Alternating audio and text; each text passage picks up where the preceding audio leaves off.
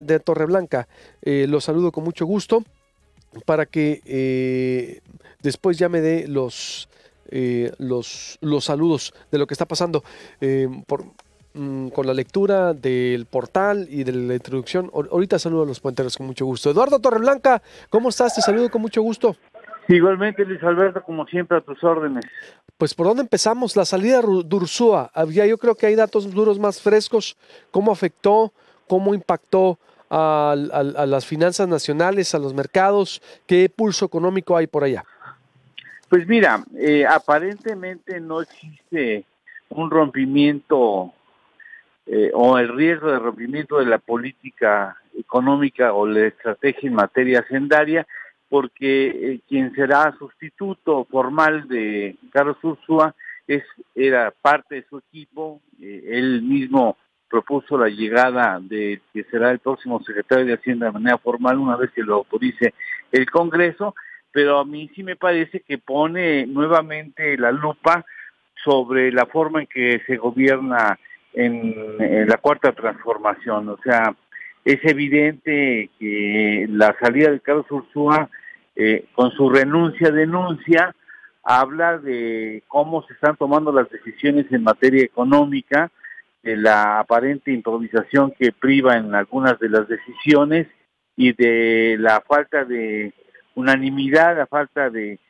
coincidencia en algunos propósitos en materia económica dentro del actual gobierno. Entonces, el próximo secretario no la tiene fácil porque tiene muchos retos muy concretos a poder cumplir, como es el caso, por ejemplo, de destrabar la inversión. O sea, en materia de inversión, el actual gobierno viene con una contracción de 16.4%, en algunos rubros, como en salud está arriba del 20%, en comunicaciones y transportes está arriba del 50% la contracción de la inversión, y cuando tú desarrollas un plan de austeridad que llega a la médula espinal, tú evidentemente estás lesionando la posibilidad de que la economía vaya creciendo, y los números no dejan mentir. O sea, el crecimiento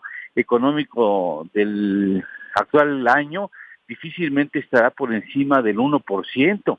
Y si nosotros criticábamos, como lo hizo Andrés Manuel López Obrador, y lo habíamos señalado nosotros incluso contigo mismo, de que México no merecía crecer 2%, que el potencial y las necesidades del país exigen un crecimiento por lo menos del 4%, pues ahora estaremos por debajo de ese nivel, y habla de que se ha llegado al extremo de estar castigando la posibilidad de crecimiento económico con pretexto de la austeridad. Entonces, habrá continuidad, no es una nueva tendencia en la política económica del país, pero mientras persistan estos hábitos de ahorrar por sobre todas las cosas, generando daños a la estructura que genera la riqueza en el país, me parece que va a seguir llamando la atención de propios y extraños, y me sigue pareciendo mucho más probable que sigan bajando el grado de calificación de Petróleos Mexicanos y sigan revisando hacia la baja el grado de calificación de la nación en su conjunto, con lo que se complicarían gravemente las cosas si eso así sucede, y ojalá no suceda, por supuesto. Es decir, las calificaciones a la baja que van porque por toda esta política de austeridad, por los movimientos que estamos viendo, dices tú. Y por la insistencia y la actitud un tanto terca del actual gobierno de poner en práctica proyectos que propios y extraños, pero sobre todo los propios especialistas, consideran que no es prudente realizar, como es el caso de la refinería de Dos Bocas, donde la inteligencia petrolera nacional, es decir, de los especialistas en este país, han determinado que no tiene probabilidad de llegar a un éxito y que no es recomendable realizar esas inversiones, como tampoco incluso insisten en lo del Tren Maya. O sea, le han estado insistiendo al actual gobierno que no es el momento histórico, en el mejor de los casos, para realizar esas inversiones, y el gobierno insiste en realizarlas, y eso pues evidentemente genera pues descontento e incertidumbre sobre el futuro nacional, independientemente de un asunto que sigue pendiente y que le puede generar un gran daño al gobierno, como es el caso de que no logra atinar un plan de rescate a Pemex que sea viable o que se vea consistente. Nos sigue debiendo la versión 3.0 de este plan de rescate, y mientras no se presente, pues seguirá siendo una alerta a quienes siguen con detenimiento y con lupa los movimientos estratégicos en materia económica del actual gobierno federal. ¿Qué es lo que más debemos preocuparnos por esos movimientos? Mira, yo creo que me parece que hay un asunto fundamental, como es el hecho de que no ha podido el gobierno articular un plan de rescate a Pemex. Es la principal empresa pública en el país, tiene una deuda enorme, es la principal deudora en el rango petrolero a nivel mundial, poco más de 107,000 millones de dólares, estaría técnicamente ya en quiebra, y si no logras capitalizarla y logras establecer un nuevo margen financiero y fiscal que tenga que cumplir la empresa, mientras no haya viabilidad de que en el mediano y largo plazo salves esa petrolera, está latente la baja y después la eliminación, o sea, que nos quiten el grado de inversión las calificadoras, ya no como petróleos mexicanos, sino como nación, y ahí se complicarán terriblemente las cosas. O sea, yo creo que ahí sería lo que tendríamos que hacer estratégicamente, salvar a Pemex, articular un plan de capitalización, un plan que permita a la iniciativa privada participar en la explotación petrolera, no restringir la posibilidad de asociarnos para la explotación de pozos profundos, poder conceder que se realice la explotación petrolera a través de las tecnologías que están implicadas en el fracking, y que esta última representó a Estados Unidos en convertirse en la primera petrolera, la nación petrolera mundial, cuando era una dependiente de importaciones de petróleo. Ahora es líder en la producción de petróleo. Tú tienes la necesidad de incrementar la producción petrolera como uno de los puntos específicos para salvar a Pemex, y te niegas a incorporar esas técnicas o esas tecnologías que pudieran darte margen de maniobra.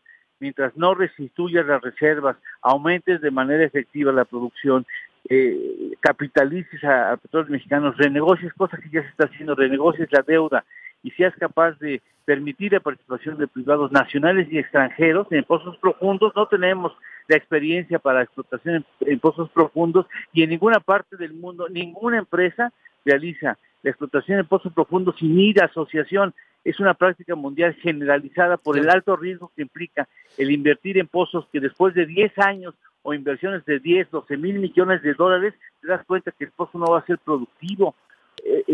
Por eso se asocian, en todo el mundo se asocian para la explotación de esos pozos, en donde está gran parte de nuestra riqueza petrolera. Y Ese es el punto que a mí más me preocupa. Es lo que más te preocupa, pero también dices, destrabar la inversión, ¿a qué te referías? Por cómo está contraída por las políticas de austeridad, ¿verdad? ¿A eso te refieres? Sí, ha ido más allá, incluso el gobierno presume que hay un subejercicio en el manejo del recurso público, o sea, y eso está implícito en, por ejemplo, en que no le das a los enfermos que están atendidos en el IMSS las medicinas necesarias. Estás castigando la calidad en la atención médica, en la educación, en la construcción de caminos y puentes, en infraestructura que nos servirá o nos permitirá crecer más adelante. O sea, ya llevaste al máximo una austeridad. No castigues de más al presupuesto y a los sectores que resultan clave para que México pueda crecer en los siguientes años. Me parece de veras criminal lo que está haciendo el actual gobierno, que es no solamente llevar una austeridad que era necesaria, sino ir mucho más allá y contener parte de la inversión que necesitan sectores fundamentales para la economía y para el bienestar de la población. ¿Qué es el automotriz? Bueno, ¿qué es? Bueno, todas las industrias, entonces, ¿a dónde ves la afectación? Mira, afecta de manera muy importante, estaba yo leyendo hoy en la mañana, afecta de manera muy importante la creación de infraestructura en comunicaciones y transportes. El sector salud también es uno de los castigados, o sea, que son ramas económicas que son muy importantes, sobre todo el de comunicaciones y transportes, que resultan muy importantes para contar con la posibilidad el día de mañana de poder crecer y de reactivar la economía. La construcción en sí mismo y sobre todo en infraestructura es una gran empleadora, y yo creo que tenemos que propiciar que haya oportunidades para que pueda crecer el país y pueda generarse empleo en beneficio de esas obras y en beneficio de esas regiones en donde se aplicaría la inversión. Si Yo tú creo que estuvieras enfrente al nuevo secretario de Hacienda, bueno, primero, sí cumple el perfil entonces, dices, sí está sí, preparado, ¿sí? sí cumple el perfil, o sea, técnicamente es un joven muy preparado. Ahora, ¿va a tener la posibilidad de decirle no, señor presidente? Ujú. Eso es importante, o sea, de decirle, señor presidente, tenemos que hacer esto, tenemos que cambiar esto, que le tengan confianza a su secretario de Hacienda. Hoy ya un editorial en un diario británico lo alerta de que es momento de que deje de confiar en sus datos, en sus propios datos, para darle oportunidad a su nuevo secretario de Hacienda a realizar los cambios que la política económica exige de manera inmediata para poder reactivar la economía. Ya veremos, en este mes, al final de este mes, veremos cómo está creciendo el Producto Interno Bruto. Y vamos a darnos cuenta que lamentablemente los resultados no van a ser lo que el actual gobierno, lo que Andrés Manuel López Obrador esperaba para el país. Muy bien, pues te agradezco mucho, Torreblanta, como siempre, y Como estamos en siempre, yo contacto. soy el agradecido. Me da mucho gusto saludarte y saludar al tu auditorio. Igualmente, Reginaldo Esquer Félix, presidente de la Comisión Nacional